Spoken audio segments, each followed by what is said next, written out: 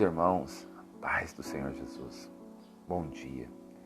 Que as bênçãos de Deus possam te alcançar no dia de hoje. Nós vamos continuar no Salmo 18. Meu texto é do 25 até o 30, que nós vamos falar sobre justiça e fidelidade de Deus. Com o benigno te mostrarás benigno, e com o homem sincero te mostrarás sinceros. Com o puro te mostrarás puro, e com o perverso te mostrarás indomável. Porque tu livras o povo aflito e abaterá os olhos altivos. Porque tu acenderás a minha candeia, o Senhor meu Deus alumiará as minhas trevas. Porque contigo entrei pelo meio de um esquadrão, e com o meu Deus saltei uma muralha. O caminho de Deus é perfeito, a palavra do Senhor é provada, é um escudo para todos os que nele confiam.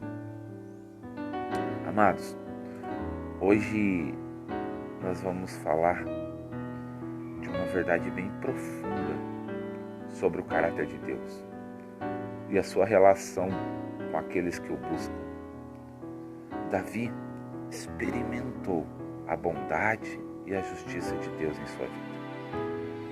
E ele nos ensina sobre como Deus se relaciona com a humanidade de acordo com a nossa própria conduta. Nós temos que entender algumas coisas e eu quero abordar alguns pontos com você.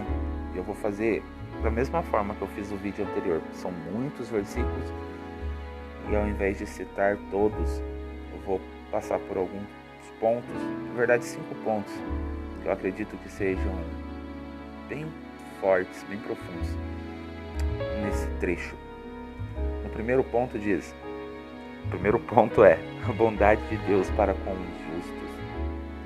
Davi começa afirmando que Deus se revela de maneira bondosa àqueles que são benignos e sinceros. Essa passagem nos ensina que a natureza de Deus é refletida sim nas interações que temos com Ele. A bondade de Deus é uma resposta à nossa disposição de viver em retidão. Tiago, capítulo 4, versículo 8 diz: chegai-vos a Deus e Ele se chegará a vós. Essa promessa nos lembra que a nossa aproximação, quando nós nos chegamos perto de Deus, resulta em uma resposta da sua parte. Quando nós caminhamos até Deus, há uma resposta da sua parte. Quando Cristo na cruz se entregou por nós, Ele nos capacitou a aceitar o chamado do Evangelho. Ele nos capacitou a ouvir a voz de Deus e a sair para fora. Assim como Lázaro estava morto no túmulo e o chamado de Cristo fez sair, assim na cruz Cristo bradou e todos os homens são capazes de ouvir a sua voz e, se quiserem, sair do túmulo. Nós temos que ter uma vida de aproximação com Deus. E essa aproximação com Deus vai trazer Deus para perto de nós. E isso se retroalimenta. Quanto mais buscamos a Deus, mais o caráter de Cristo é refletido em nós. E mais temos vontade de buscar a Deus, mais o caráter de Cristo é refletido em nós. E aí nós andamos de glória em glória, de fé em fé, de vitória em vitória, como diz as Escrituras. O meu segundo ponto é a justiça de Deus com os perversos. Davi contrasta a pureza com a perversidade. Para aqueles que são puros, Deus se revela de maneira pura e amorosa, mas com os perversos, Ele se mostra indomável. Isso significa que Deus é justo e Ele não tolera a iniquidade. Em Apocalipse, eu não marquei aqui, mas em Apocalipse está escrito que Deus deu um tempo para Jezabel se arrepender e aqueles que são adeptos ao seu ensino. Havia uma mulher na igreja que praticava os ensinos de Jezabel. E Deus diz: eu dei um tempo para ela se arrepender. Mas como não se arrependeu, eu vou jogar ela na cama. Ou seja, Deus está dando um tempo para todos os homens se arrepender. Paulo em Romanos está dizendo que Deus, a bondade de Deus é refletida no fato da paciência de Deus com todos os homens. Porque na verdade, todos nós, sem exceção, mereceríamos o fogo do inferno agora. Mas a paciência de Deus para que nós venhamos nos arrepender e nos converter dos nossos maus caminhos, ela é manifesta todos os dias. Todos os dias. Nós precisamos nos achegar a Deus, porque haverá um momento em que essa paciência será zero. E aí Deus irá julgar o mundo todo. O mundo todo. No livro de Salmos 5, versos 4 e 6, nós vamos ler o seguinte: que Deus não pode se agradar da maldade e que os ímpios não permanecerão diante dos seus olhos. Sua justiça é uma parte essencial do caráter de Deus. Pense nisso. Há um tempo para nós nos arrependermos.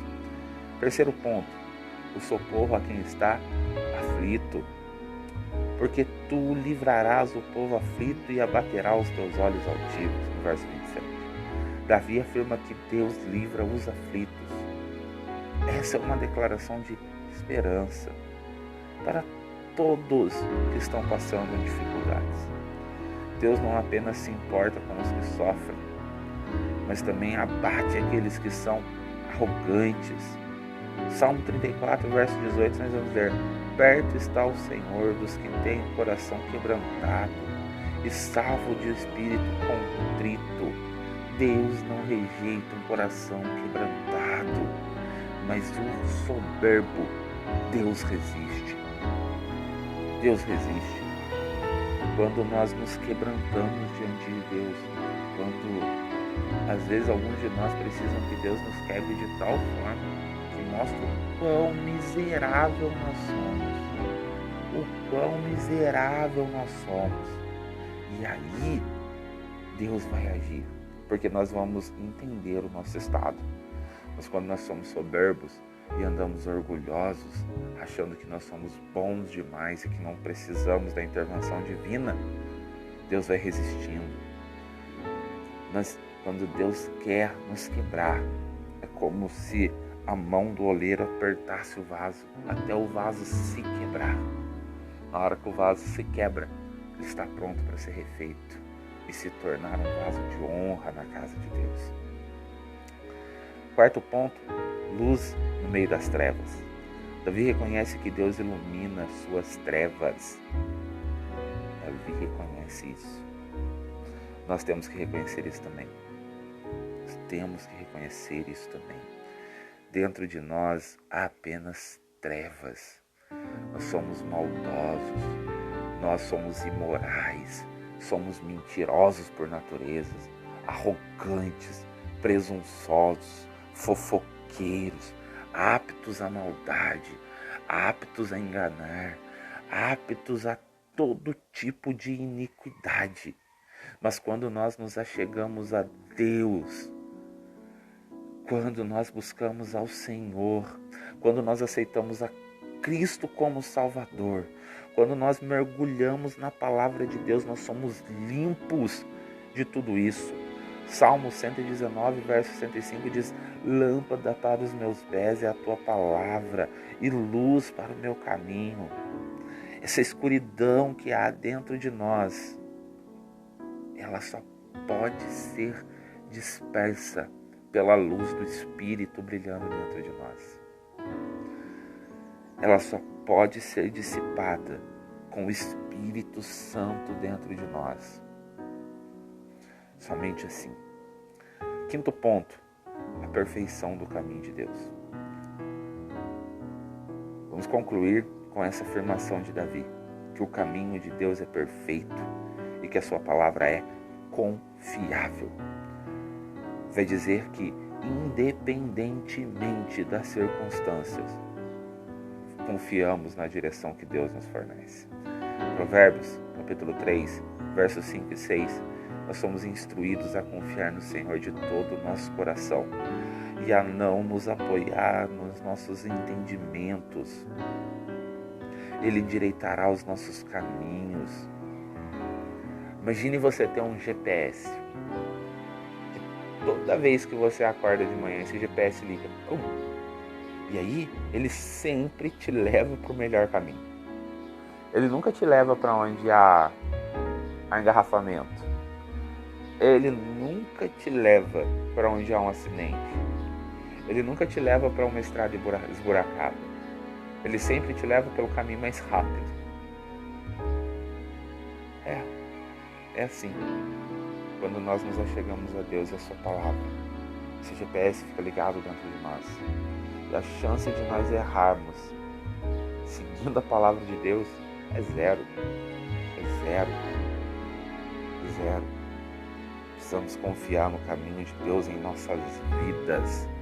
Buscar a sua direção e confiar na sua palavra. Quando eu digo buscar a sua direção, eu sei que tem coisas que a gente tem que orar, mas a maioria das coisas já estão escritas na Bíblia do que nós temos que fazer. Nós temos que buscar a palavra de Deus para agir de maneira que a palavra de Deus seja o nosso guia. E quando for uma decisão mais ambígua, que talvez a palavra não te direcione certamente, buscar a Deus em oração. Clame ao Senhor em oração. Eu tenho certeza que Ele vai te responder. Amém, amados? Que a graça e a paz do nosso Deus esteja com vocês. Até o próximo vídeo. Curta, comenta, se inscreva, compartilha. Fica com Deus e tchau, tchau.